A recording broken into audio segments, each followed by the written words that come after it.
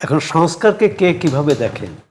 BNP তো মনে করে যে তারা যে পদক্ষেপ নিয়েছে এটি যথেষ্ট সংস্কারের জন্য। তাই এখন অনেকেই প্রশ্ন করেন ইসলামী ব্যাংক তুমি কার? এটা জনগণের কিনা? সিম কার্ডটাও সহজলভ্য করা, এই সিম কার্ড কিন্তু সহজলভ্য করা শুধুমাত্র সিম কার্ড সহজলভ্য করা না, আর যত ভালো কাজই সরকার করুন না কেন একটি শ্রেণী তৈরি হয় যারা সুবিধাবাদী শ্রেণী। সরকারের এই উদ্যোগগুলোকে নানানভাবে এটাকে তারা ব্যাহত করার চেষ্টা করে। সাথে সাথে আরেকটা ডিসঅ্যাডভান্টেজ যোগ হয় যে রাজনৈতিক অস্থিতিশীলতা।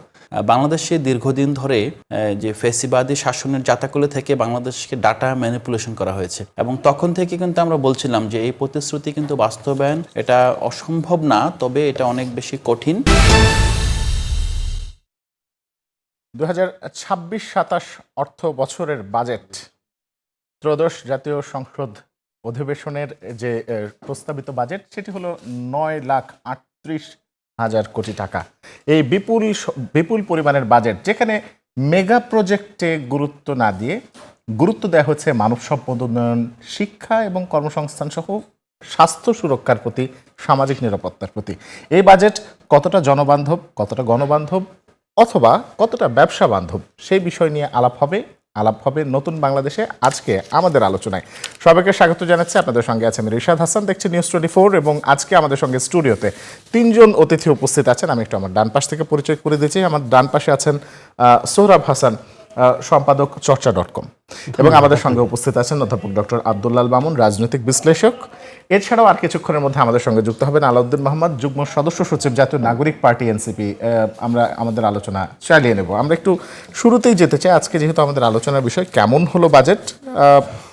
শুরুতে সোহরাব হোসেন, আপনার কাছে যাই। না, বাজেট এই সরকারের প্রথম বাজেট, সুতরাং তার নির্বাচনী যে ইশতেহার, নির্বাচনী যে অঙ্গীকার, সেটি পূরণের একটা বেশ চেষ্টা আছে ভালোভাবেই। কিন্তু যেটি হচ্ছে স্বাদ ও সাধ্যের ফারাকটা কীভাবে দূর হবে, অর্থাৎ 9,38,000 কোটি টাকার বাজেট, তার মধ্যে উন্নয়ন বাজেট হচ্ছে মাত্র 3 লাখের উপর, 3 লাখ কোটির উপর, আর সরকারের পরিচালন ব্যয় হচ্ছে 6 লাখের উপর, 6 লাখ কোটির উপর। আর দ্বিতীয়ত হচ্ছে যে এখানে যে ঘাটতি 2 লাখ কোটি টাকার বেশি, এই টাকাটা কোত্থেকে আসবে? বিশেষ করে তারপরও কথা আছে যে সরকার যে রাজস্বর যে লক্ষ্যমাত্রা নির্ধারণ করেছে সেটি পূরণ করা সম্ভব কিনা, বাস্তবায়ন সম্ভব কিনা। কারণ অনেকেই বলেছেন, এবং আমরা গত যদি 10টি বাজেট দেখি, প্রতিবারই রাজস্ব আদায়ের একটা লক্ষ্যমাত্রা নির্ধারণ করা হয়, তার থেকে অনেক কম হয়। বিশেষ করে অন্তর্বর্তী সরকারের সময় পরিচালন ব্যয় বেশি হয়েছে সরকারের উন্নয়ন ব্যয়ের চেয়ে, মানে এটা অনেক বেশি হয়েছে। এখন না, পরিচালন ব্যয় এবং সরকারের যে রাজস্ব আদায়, সেটার মধ্যে যে সামঞ্জস্য বা সমন্বয়, এটি কিভাবে করবে সরকার কিছু কিছু পদক্ষেপের কথা বলেছে, এবং সরকার যে গণমুখী কর্মসূচি, একটা গণবান্ধব তার যে নির্বাচনী অঙ্গীকার, সেটা তার প্রতিফলন আছে। যেমন নিত্য প্রয়োজনীয় যে পণ্য, আপনার চাল, ডাল ইত্যাদি, গম, আর এটির যাতে দাম সহনীয় পর্যায়ে থাকে অথবা কমানো সম্ভব হয়, সে কারণে অনেকগুলো কর ছাড় দেওয়া হয়েছে। এটি ভালো পদক্ষেপ। শিক্ষা স্বাস্থ্যে বাজেট বাড়ানো হয়েছে, বরাদ্দ বাড়ানো হয়েছে, এটিও ভালো পদক্ষেপ। কিন্তু কথা হচ্ছে শিক্ষা স্বাস্থ্যে যে বরাদ্দ, এই বরাদ্দটা ঠিকমতো ব্যবহার করা যাবে কি না, এর না অপচয় হবে, না চুরি দুর্নীতির হবে। জ্বালানি নিরাপত্তা, এটি সরকারের জন্য একটা বড় চ্যালেঞ্জ। কারণ এখন আমরা জানি না যে মধ্যপ্রাচ্য যুদ্ধ কবে থামবে, কিভাবে থামবে। যদি না থামে এক ধরনের চ্যালেঞ্জ, সবচেয়ে বড় চ্যালেঞ্জ। আর যদি থেমেও যায়, তাহলে এই যে গত কয়েক মাসে অস্থিরতা এবং জ্বালানির দাম বাড়লো, এটি আর কমার তো সম্ভাবনা আছে কিনা। কমার যদি না থাকে, তাহলে আমাদের জনজীবনের যে ব্যয় বেড়ে যাবে। এরপরও যেসব পণ্যের দাম বাড়ছে, তারও কিন্তু প্রতিক্রিয়া পড়বে। সবটা মিলে সরকারের জন্য বড় চ্যালেঞ্জ। জি, তবে আমরা- বলবো যে সরকার যে পদক্ষেপগুলো নেয়ার কথা বলছে, যেমন ধরেন প্রবীণদের জন্য ট্রেন 65 বছরের পর যে ট্রেন ভাড়া দিতে হবে না, আর নিম্ন আয়করের ক্ষেত্রেও সময় সীমাটা কিন্তু একটু বাড়িয়েছে। আগে আগে 3.5 লাখ এবারে 4.5 ছিল, লক্ষ টাকা এবার করে। 4.5। কিছু কিছু ক্ষেত্রে কিন্তু বেশ বলবো যে সরকার সাহসী পদক্ষেপ নিয়েছে। এখন সাহসটা যদি আমরা কাজে দেখি, তার প্রতিফলন থাকে, এই বাজেটকে আমরা স্বাগত জানাবো। জি, ধন্যবাদ। আপনার কাছে আসবো ডক্টর আব্দুল্লাহ আল মামুন, আপনার কাছে একটু আসি। আপনার কাছে একই প্রশ্ন, আমি আরেকটা প্রশ্ন জুড়ে দিতে চাই। বাজেট এবারে কেমন হলো সেটা তো বলবেন, তার সঙ্গে একটু বলবেন 20 বছর পর বিএনপি সরকারের বাজেট। সেটা তো বটেই, এবং এক ধরনের বঞ্চিত রাখার প্রক্রিয়া তো ছিল, যে বিএনপি হয়তো বা সুযোগ হতো একটা বাজেট দেওয়ার, নির্বাচনগুলো যদি সঠিক হতো, গ্রহণযোগ্য হতো। তার বদলে যেটা বিএনপি ইনহেরিট করলো সেটা হচ্ছে সীমাহীন দুর্নীতি, লুটপাট, প্রাতিষ্ঠানিক ক্ষয়ক্ষতি, মানে একেবারে যেটা আপনি সুন্দর করে বলছেন, বা সৌরভ ভাই একটা অ্যাড করলো, যে অবকাঠামোতে গুরুত্ব না দিয়ে মানব কল্যাণ, সোশ্যাল সেফটি নেট প্রোগ্রাম এবং অনেকগুলো ইনোভেশন আছে। সুন্দর উদাহরণ সৌরভ ভাই দিলেন, যে বয়স্কদের জন্য ট্রেনের ক্ষেত্রে যে ছাড় দেওয়া হচ্ছে সেটি। এই প্রেক্ষাপটে একটা বাজেট অথবা সরকার দিতে পারত মোটামুটি একটা কনজারভেটিভ বাজেট, এবং সেটা যেন তার যে চ্যালেঞ্জ নেওয়ার সক্ষমতা তার মধ্যে থেকে করতে পারত।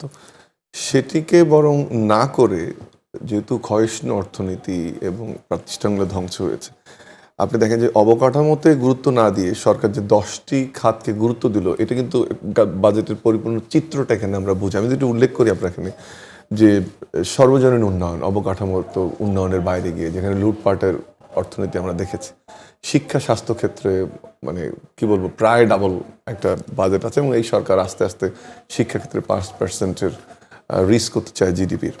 এরপরে কর্মসংস্থানের জন্য অনেকগুলো ইনোভেটিভ আইডিয়া আছে, পার্টিকুলারলি স্টার্ট আপের জন্য, নারী উদ্যোক্তাদের জন্য কর এরিয়াকে ইনক্রিজ করা, সব কিছু মিলে পরিবেশ বান্ধব অর্থনীতি আপনি এখানে দেখবেন এক্সপোর্ট করানোর চেষ্টা করা হয়েছে। আর্থিক স্থিতিশীলের জন্য ব্যাংকের খাতের জন্য একটা অ্যামাউন্ট রাখা হয়েছে, জ্বালানি নিরাপত্তা, আইসিটি, সব কিছু মিলে যেটি আমি বললাম যে 10টি খাতকে অগ্রাধিকার খাত হিসেবে চিহ্নিত করা হয়েছে। এটি বলে দেয় যে আসলে এই সরকার এই বাজেটটা রেখেছে যে চ্যালেঞ্জ থাকার পরেও যেন মানুষকে স্বস্তি দেওয়া যায়, মানুষকে যে ঋণের বোঝা তার থেকে মুক্ত করা যায়, যাদের দৈনন্দিন লিভিং সেটাকে সোজা করা যায়, সেদিকে খেয়াল রেখেছে। এবং সেদিকে যখন আমি বলছি যে দৈনন্দিন যে জীবন সেটিকে যেন সহজ করা যায়, দেখবেন যেখানে দাম কমের যে তালিকাটা দেখছি, খুব আমরা দর্শক যারা দেখছে অথবা পেপার পত্রিকা তারা পড়েছে, সরকারের যে সদিচ্ছাটা আছে তার প্রতিফলন যে নিত্য প্রয়োজনীয় পণ্য যেগুলো তার দাম কিন্তু কমবে, যেটা আর সাধারণ মানুষের কাছে রিশাদ, বাজেট মানে আমরা অনেক আলোচনা অনেক কিছু করি, বাজেট মানে একটা দেশের আমরা বলি যে অর্থনীতির কনস্টিটিউশন ফর সাধারণ মানুষের কাছে হচ্ছে দাম কোনটার কমলো কোনটা বাড়লো সেই মুখ্য আলোচনা। খুব সাদা চোখে যদি আপনি দেখেন, চাল, ডাল, গম, পেঁয়াজ, রসুন, লবণ, চিনি, আটা, এগুলো সবগুলো কিন্তু দাম কমবে, যে মেসেজটা সরকার দেওয়ার চেষ্টা করছে, যে জনগণ সরকারের উপর যে বিশ্বাসটুকু রেখেছে তার প্রতিফলন এই বাজেটে সরকার দেওয়ার চেষ্টা করছে, শত প্রতিকূলতা সত্ত্বেও। একইভাবে ইউথ একটা প্রায়োরিটি ছিল, এবং তাদের যে প্রয়োজন জিনিসগুলো হয় তাদের ক্যারিয়ার ডেভেলপমেন্টের জন্য হয়, সেটা ল্যাপটপ বলেন, হার্ড ডিস্ক বলেন, সার্ভার, প্রিন্টার, মনিটর, সেগুলোকেও কিন্তু খুব আমি বলবো ভাবনা চিন্তার মধ্য থেকে গিয়ে সেটা করার চেষ্টা করেছে। পরিবেশের ক্ষেত্রে যখন আমরা ইভি ভেহিকেলের কথা বলছি, আমাদের জ্বালানি সংকট, সেখানে যখন ওইদিকে অনেক বড় ছাড় দেওয়া হয়েছে, ব্যবহার কমে, এখানে আবার অনেক ছাড় দেওয়া হয়েছে। আপনার সোনার গহনা দেখেন অনেক দিন থেকে বাড়ছে, এটা কল্পনাও করি না আমরা, সেখানে ছাড় দেওয়া হয়েছে। আপনি সাধারণ মানুষের ভোগ্যপণ্য যেগুলো রান্নাবান্নার ক্ষেত্রে, জিরা, এলাচ, লবঙ্গ, দারচিনি, এভাবে তো আমি ওষুধকে দেখি, এবং যেখানে যেখানে যারা ভোগ্যপণ্য ব্যবহার করে, পারফিউম হোক অথবা খাদ্যদ্রব্য হোক, যারা ধনিক শ্রেণী বা উচ্চ মধ্যবিত্ত, তাদের কিন্তু বোঝা চাপানো হয়েছে, এবং গরিবদের জন্য, সাধারণ মানুষের জন্য এমন একটা অবস্থান তৈরি করার চেষ্টা করা হয়েছে যেন সে একটা স্বাভাবিক জীবনযাপন করতে পারে। এবং লাস্ট উদাহরণটা দেই, যে সিম কার্ডটাও সহজলভ্য করা। এই সিম কার্ড কিন্তু সহজলভ্য করা শুধুমাত্র সিম কার্ড সহজলভ্য করা না, তার যে এন্টারটেনমেন্ট বলেন বা এমপ্লয়মেন্ট বলেন, বা আমরা অনেকে অনেক ধরনের অনলাইন বেস প্রফেশনে যাচ্ছে, সেটাকে কিন্তু এনকারেজ করা। এখন যদি আমরা দেখি যে এই যে কর যেখানে কমের আলাপটা করলাম, ওই যেটা বললাম যে সাধারণ মানুষ বোঝে বাজেটে কোনটা কমলো আর কোনটা বাড়লো, সেটাকে আমি ব্যাখ্যা করার চেষ্টা করি। যেমন সিগারেট, এটা অনেক সিগনিফিকেন্টলি কিন্তু বেড়েছে স্মোকিংয়ের জন্য। এই যে আমাদের এখানে দেখবেন ইদানিং চালু হয়েছে বিদেশি মাছের ফিলেট, আমরা এনজয় করছি, খাচ্ছি, কিন্তু আমাদের কিন্তু মাছে বোধহয় আমরা এখন, আমি এক্স্যাক্টলি ভুলে গেছি, চতুর্থ বা ষষ্ঠ আমাদের অবস্থান সারা বিশ্বে বোধহয়। সেই জায়গাটায় দেখেন একটা কমফোর্ট তৈরি করার চেষ্টা করা হয়েছে। আর একটা জিনিস হচ্ছে যে মূল যে জায়গাটাতে আমি দেখি যে আপনার বেসরকারি খাত বান্ধব যে অবকাঠামো দরকার, সেই অবকাঠামোটা নিশ্চিত করানোর চেষ্টা করা হয়েছে। আরেকটা জিনিস আমি মনে করি যে বিশেষভাবে উল্লেখযোগ্য, সেটা হচ্ছে যে ক্রিয়েটিভিটির যে জায়গাটা, যে প্রযুক্তি নির্ভর অর্থনীতিকে গুরুত্ব দেওয়া, এবং সেটা হয়তো গ্রোথটা অ্যাম্বিশিয়াস 10% এটা অ্যাচিভ করা আমি মনে করি যে অসম্ভব না, বাট কঠিন। সে জায়গাটা কিন্তু দেখার বিষয় যে এই 10% গ্রোথে যদি নিয়ে যাওয়া যায়, আমাদের যে ইনোভেশনের জায়গাটা আমি বলছি, সেটা একটা বড় বিষয় হয়ে দাঁড়াবে। অনেক অনেক ধন্যবাদ। একটা চ্যালেঞ্জের যে জায়গাটা একটু বলে নেই, সেটা হচ্ছে যে আমরা বরাবরই যেটা দেখি যে আমাদের প্রতিষ্ঠানগুলোর যে সক্ষমতা পাশাপাশি দুর্নীতি, এই দুটো থাকে। আর যত ভালো কাজই সরকার করুন না কেন, একটি শ্রেণী তৈরি হয় যারা সুবিধাবাদী শ্রেণী, সরকারের এই উদ্যোগগুলোকে নানানভাবে এটাকে তারা ব্যাহত করার চেষ্টা করে। সাথে সাথে আরেকটা ডিসঅ্যাডভান্টেজ যোগ হয় যে রাজনৈতিক অস্থিতিশীলতা। সেখানে যদি এই বর্তমান পর্যায়ে যেটা আমি দেখি, সেই ইন্ডিকেটরটা হয়তো বা স্টেবল থাকার সম্ভাবনা বেশি। সব কিছু মিলে অবশ্যই এই বাজেট বাস্তবায়নের চ্যালেঞ্জ রয়েছে, বাট যেটা বললাম যে যেগুলো খাতকে গুরুত্ব দেওয়া হচ্ছে সেটা জনবান্ধব, অ্যাম্বিশিয়াস অবশ্যই বলবো। এই রিকভারিটা কীভাবে হবে, আর যেটা সৌরভ ভাই বললেন যে অনেক লোন ডিপেন্ডেন্সি আমাদের এমনিতেই গত কয়েক বছর ফরেন এডের পর আমাদের ডিপেন্ডেন্সি 35 to 37, 40-তে ওটা নামা করছিল। আরো ভালো হতো যদি লোকাল বরোয়িংটা একটু কমতো, তাহলে এই রিফ্লেকশনটা আরো বেটার হতো। অনেক অনেক ধন্যবাদ। আমরা আবার আপনার কাছে আসবো। আমাদের সঙ্গে যুক্ত হয়েছেন আলাউদ্দিন মোহাম্মদ, যুগ্ম সদস্য সচিব, জাতীয় নাগরিক পার্টি এনসিপি। আপনাকেও স্বাগত। আমরা আজকের কেমন হলো বাজেট সেটি নিয়ে আলাপ করছি, এবং প্রস্তাবিত বাজেট 9,38,000 কোটি টাকার যে বাজেট, সেই বাজেট আপনার কাছে কেমন লাগলো? আপনাকে ধন্যবাদ।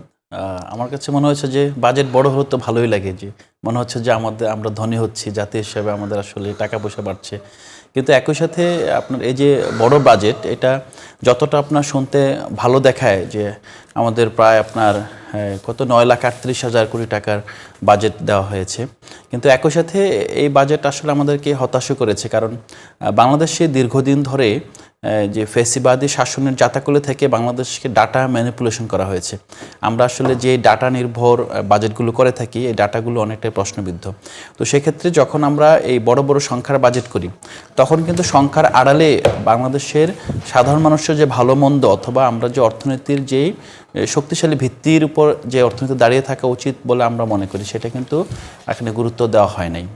এখানে যেই বাজেটটা হয়েছে, এই বাজেটে মূলত বিএনপি সরকার জনগণের কাছে যে প্রতিশ্রুতি দিয়েছে, এবং তখন থেকে কিন্তু আমরা বলছিলাম যে এই প্রতিশ্রুতি কিন্তু বাস্তবায়ন এটা অসম্ভব না, তবে এটা অনেক বেশি কঠিন, এবং এটা অর্থনীতিকে আরও দুর্বল করতে পারে। এখন এই বাজেটের মাধ্যমে সরকার যেটা করলো, যে যেমন আপনি যদি বলেন উদ্যোক্তা শ্রেণীর বিকাশ একটা অর্থনীতির প্রাণ, কর্মসংস্থান বৃদ্ধি একটা অর্থনীতির মূল ভিত্তি, এবং আপনি যদি উৎপাদনশীল খাতকে শক্তিশালী করা, এবং সবচেয়ে বড় বিষয় হলো যে অর্থনীতিতে আস্থা ফিরিয়ে আনা।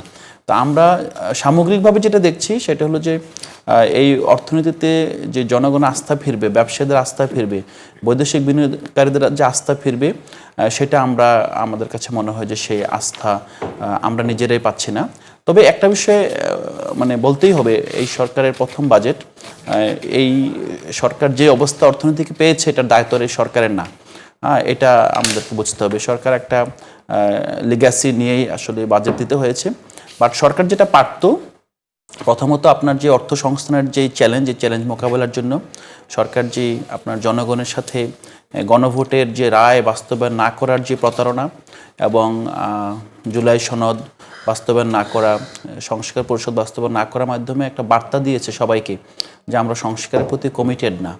এখন এনবিআর, যার মাধ্যমে আপনি অর্থ আহরণ করবেন, তারাও একই বার্তা পেয়েছে যে এই সরকার তো জনগণের সাথে কমিটেড না, সো আমরা আমাদের মতো করে এখানে আমরা সংস্কার করতে দিব না। হ্যাঁ, এবং এটাই হয়েছে। এনবিআর মধ্য থেকেই প্রতিক্রিয়াটা আসছে। আপনি চিন্তা করতে পারেন যে একটা দেশের আপনার একটা আমলাদের একটা অংশ জনগণ চাচ্ছে সেখানে সংস্কার হোক, জনগণের যে সরকার চাচ্ছে সংস্কার হোক, তারা তাদেরকে বলছে না আমরা আমাদের মতো চলবো। এটা হতে পারে না, সংস্কার এটা হতে পারে, এটা আসলে মানে এই সরকার মানে বলে না নিজের পে নিজে কুঠার মারা। আপনি যাদের মাধ্যমে অর্থ আহরণ করবেন আপনি তাদের সংস্কার করছেন না, আপনি যেই প্রশাসনের মাধ্যমে আপনার যেই কর ব্যবস্থা সংস্কার করুন, কর জাল বাড়ানোর মাধ্যমে দক্ষতা নিয়ে আসবেন, আপনি তাদেরকে আপনার বিগত শাসনামলের মতো একটা আপনি ব্ল্যাঙ্ক চেক দিচ্ছেন। এই সরকার তো ব্ল্যাঙ্ক চেক দেওয়ার কথা ছিল না, এই সরকার জনগণের ভোটে এখানে এসেছে।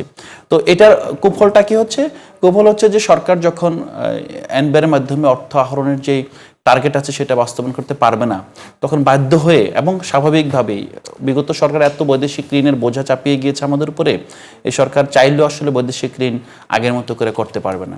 তখন কি হবে? বাধ্য হয়ে আপনার আভ্যন্তরীণ সোর্স থেকে কিন্তু ঋণগুলো করতে হবে। তখন আমরা যেই কর্মসংস্থানের কথা বলছি, যে বিএনপি যে কর্মসংস্থানের কথা বলছে 1 কোটি কর্মসংস্থান করবে 18 মাসের মধ্যে, হ্যাঁ, এটা কিন্তু এই বাজেট অথবা এই পরিকল্পনার মাধ্যমে কিন্তু এটা সম্ভব হবে না। অনেক অনেক ধন্যবাদ।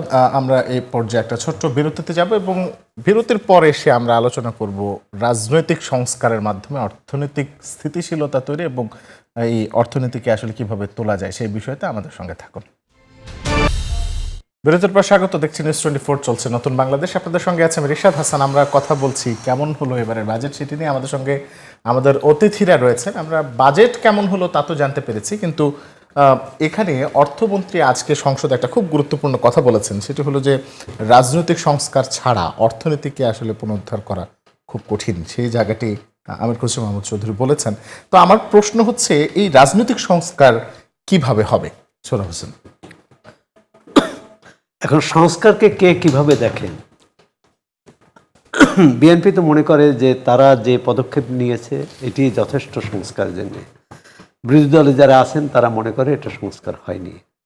বাম দলগুলো মনে করে যে রাষ্ট্র সংস্কারের কোনো উদ্যোগই নেওয়া হয়নি, বরং উপরিকাঠামোর একটা কি মানে স্বৈরতন্ত্র আর যাতে ফিরে না আসতে পারে এরকম একটা ব্যবস্থা। এটাই কি যথেষ্ট?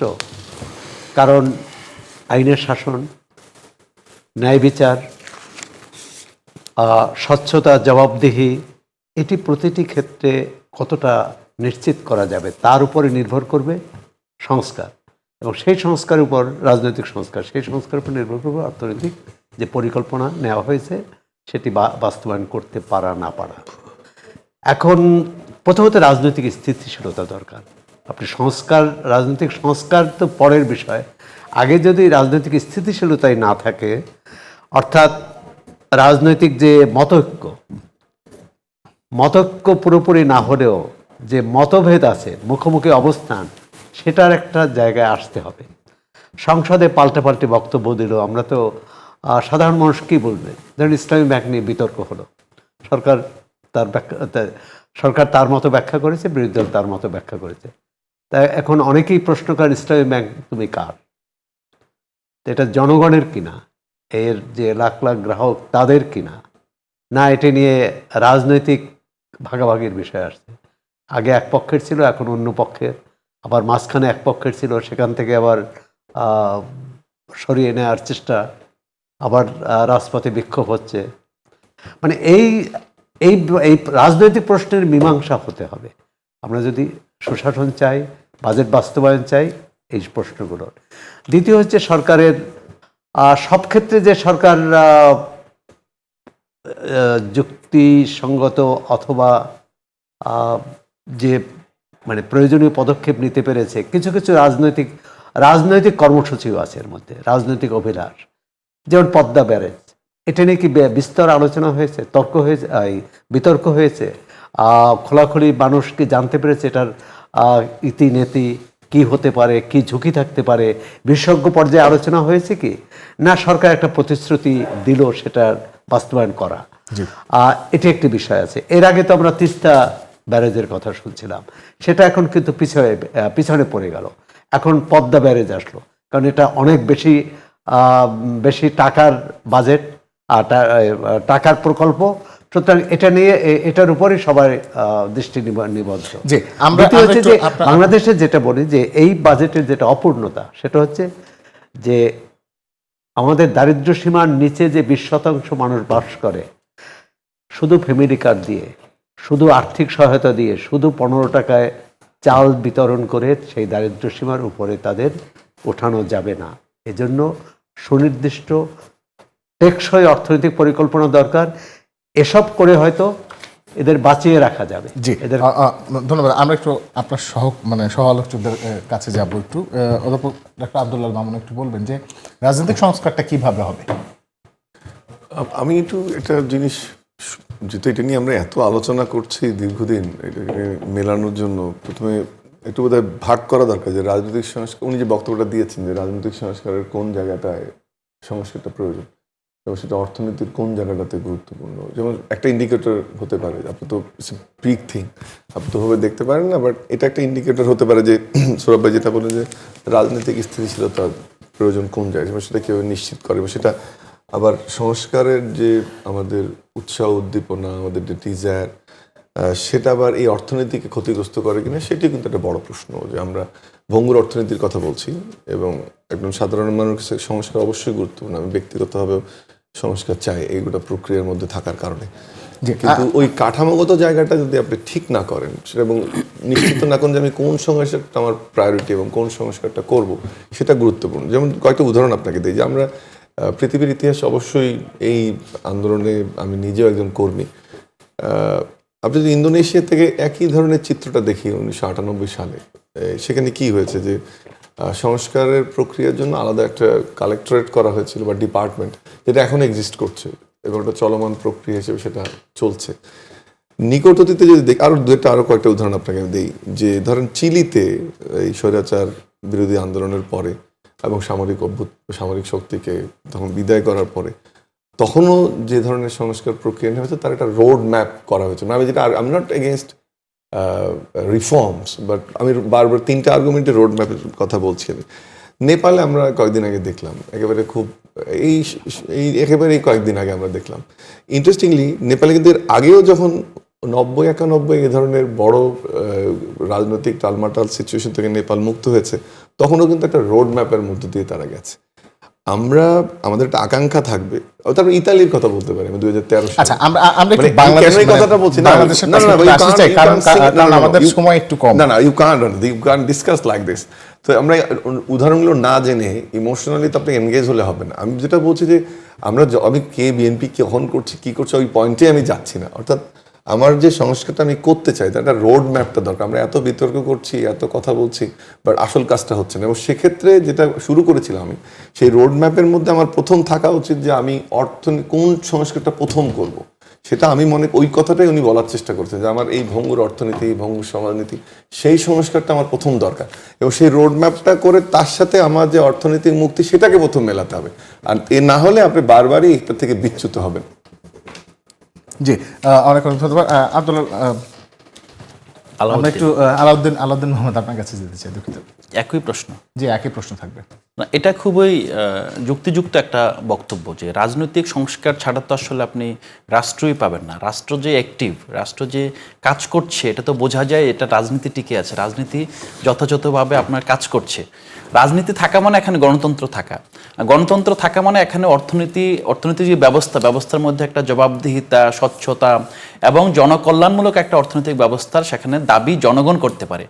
আমার কাছে যে জিনিসটা মনে হয়, অবশ্যই রাজনৈতিক সংস্কার লাগবে, কিন্তু প্রতিটা সরকারই কিন্তু আপনার রাজনৈতিক সংস্কার বলতে অনেকটা নিজেদের ফেভারে রেখে সংস্কারটাকে মিন করছেন। কিন্তু আমাদেরকে বুঝতে হবে যে বিএনপি যে গত 15 বছর যে সংস্কারের কথা বলেছেন, বিএনপি যখন বিরোধী দলে ছিলেন তখন জনগণের তকলিফটা বুঝে তার সংস্কারের দাবিটা তিনি দিতে পেরেছেন। কিন্তু যখন এই বিএনপি সরকারে গিয়েছেন, আমি কথা বলেন যে যায় লঙ্কায় সেই হয় রাবণ, বিএনপি কিন্তু রাবণের মতো লঙ্কায় গিয়েই আবার আপনার ওই আগের যে সরকারগুলো ছিল তাদের সুরে কথা বলছেন, তাদের সুরে বাজেট দিচ্ছেন, তাদের সুরে জনগণের উপর একটা অভিভাবকত্ব খাটাচ্ছেন। এটা রাজনৈতিক সংস্কার না। রাজনৈতিক সংস্কার ডিসেন্টকে বোঝা, আপনার রাজনৈতিক সংস্কৃতির পরিবর্তন করা। এবং রাজনৈতিক সংস্কৃতি কখনো বিরোধী দলতে পরিবর্তন হয় না, যার হাতে ক্ষমতা আছে সেই সংস্কৃতির পরিবর্তন আপনার লিড ভূমিকা পালন করে। বিএনপি এই জায়গায় গত যদি 4 মাস বলি, 4 মাসে দুর্ভাগ্যজনকভাবে মিজারেবলি ব্যর্থ হয়েছে। এবং আমার মনে হয় যে রাজনৈতিক সংস্কার খুবই গুরুত্ব গুরুত্বপূর্ণ।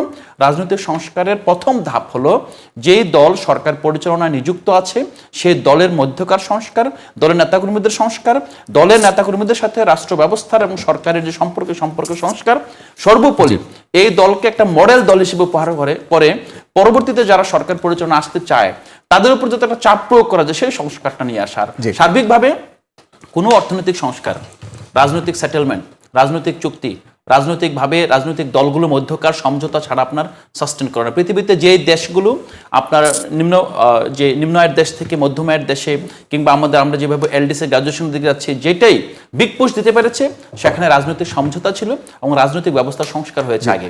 আলাউদ্দিন মোহাম্মদ, অনেক ধন্যবাদ। আমরা এই মুহূর্তে একটা বিরতিতে যাব, বিরতির পর যখন ফিরছি তখন থাকছে বাকি আলোচনা, আমাদের সঙ্গে থাকুন।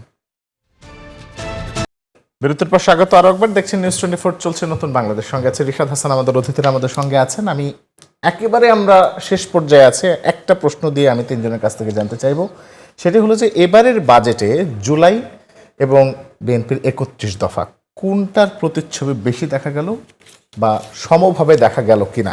আলাউদ্দিন মোহাম্মদ, আপনাকে দিয়ে শুরু করতে চাই।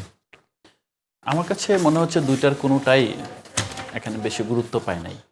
আপনি 31 দফার যদি দফাগুলো দেখেন এবং এর সাথে নির্বাচন ম্যানিফেস্টো দেখেন, দেখবেন দুইটার মধ্যে ফারাক আছে। আরেকটা বিষয় হলো যে জুলাই বলতে আসলে আমরা কি বুঝি? জুলাই বলতে বুঝি এখানে একটা বৈষম্যহীন বাংলাদেশ। বৈষম্য বাংলাদেশ হিসেবে আমরা একটা করে minimum egalitarian distribution of the national wealth, যে আপনি জাতীয় সম্পদের একটা যৌক্তিক বন্টনের একটা ইঙ্গিত হয়তো বা আমরা বিভিন্ন কার্ড কিংবা ব্যবস্থার মাধ্যমে পাচ্ছি। কিন্তু যদি আপনি স্ট্রাকচারালি দেখেন, আমার মনে হয় যে স্ট্রাকচারালি এই বাজেট এমন কোনো জায়গায় টাচ করতে পারছে যে আপনি কোনো প্রতিবার ইন্টারভেন্ট করতে হবে না। আপনি এমন একটা সিস্টেম চালু করে দিয়ে যাচ্ছেন যে সিস্টেমটা অটোমেটিক্যালি আপনার এই বৈষম্য কমাতে, বৈষম্য নিরসনে সহযোগিতা করবে। আমার কাছে মনে হয়েছে যে দুইটার কোনোটাই ওইভাবেই হয় নাই, বরং সরকার যেটা মনে করেছে যে এটা প্রথম বাজেট, সো আমি প্রথম বাজেটে একটা বড় দান মেরে দিই, কারণ এবার আমার যতটুকু সম্ভব ঋণ টিন করার সুবিধা হবে। কারণ যদি পরবর্তীতে, যেটা একটু আগে বলেছিলেন, যে যদি রাজনৈতিক সংস্কৃতি পরিবর্তন না হয়, রাজনৈতিক সংস্কার না হওয়া মানে কি? রাজনৈতিক মাঠ উত্তপ্ত হয়ে যায়। মাঠ যদি উত্তপ্ত হয়ে যায় তখন কিন্তু এই সরকারের পক্ষে ঋণ গ্রহণ করা, সরকারের প্রতি আস্থা, এই জিনিসগুলো কমে যাবে।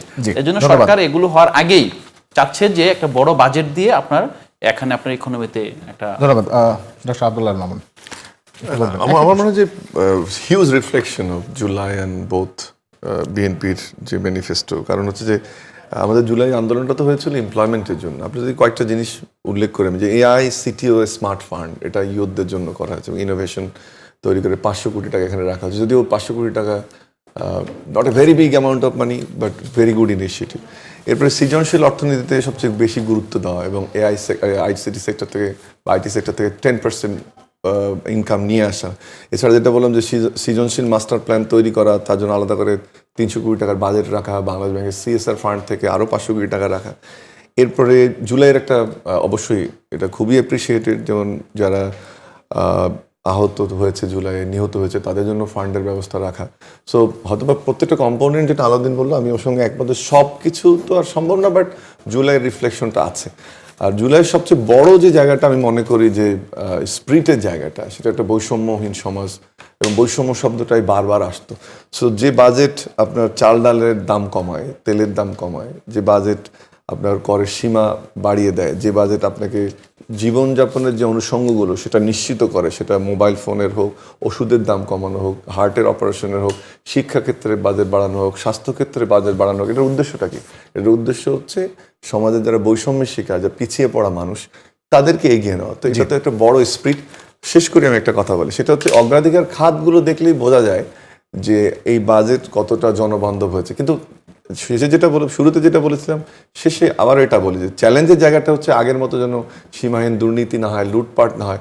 উদ্যোগগুলো খুবই ভালো এবং সোর্স অফ ফান্ড আর্গুয়েবলি সবসময় ওদের কোয়েশ্চেন ছিল, বাট এবারে একটা জনবান্ধব বাজেট হয়েছে, বাস্তবায়নটা চ্যালেঞ্জ। ধন্যবাদ সৌরভ হাসান। প্রচলিত ব্যবস্থার মধ্যে জনকল্যাণের দিকে চিন্তা করে বাজেটটা দেওয়া হয়েছে। এখন সেটা বাস্তবায়ন কিভাবে করা যাবে তার পুরো নির্দেশনা আছে বলে মনে হয় না। সেটা কিন্তু গতানুগতিক ধারায়। আর যেসব প্রশ্ন উঠেছে সেটা সরকারি কর্মচারীদের বেতন বাড়ানোর কথা আছে, তাহলে এটির বেসরকারি খাতেও এর প্রভাব পড়বে। এবং তাদেরও বেতন ভাতা বাড়াতে হবে এবং সেক্ষেত্রে মূল্যস্ফীতি অবশ্যম্ভাবী।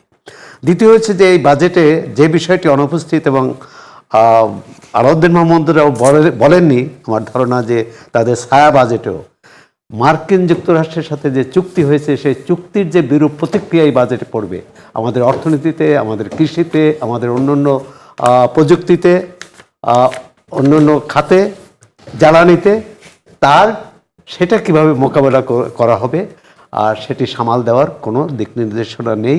অর্থাৎ সরকারি দল বিরোধী দল অনেক ব্যাপারে দ্বিমত বিতর্ক থাকলেও এই মার্কিন চুক্তির ব্যাপারে একটা অসম্ভব ঐকমত্য আছে। যেটা হচ্ছে অনেক অনেক ধন্যবাদ আপনাদের তিনজনকে আমাদের সঙ্গে আজকের আলোচনায় যুক্ত হওয়ার জন্য। বাজেট সংক্রান্ত আলোচনা এবং রাজনৈতিক সংস্কার নিয়ে আমরা কথা বলেছি আজকে। এবং দিন শেষে আসলে আগামীকাল হয়তো শুক্রবার সকালবেলা মানুষ বাজারে যাবে, বাজারের নিত্য প্রয়োজনীয় জিনিসের দাম দেখলেই হয়তো মানুষ বুঝে যাবে যে বাজেট কেমন হলো। সম্ভবত একেবারে সাধারণ মানুষের জন্য বাজেটটা সেখানেই। আজকের মতো এখানেই শেষ করছি। সবাই খুব ভালো থাকুন, সুস্থ থাকুন, সুন্দর থাকুন। শুভরাত্রি।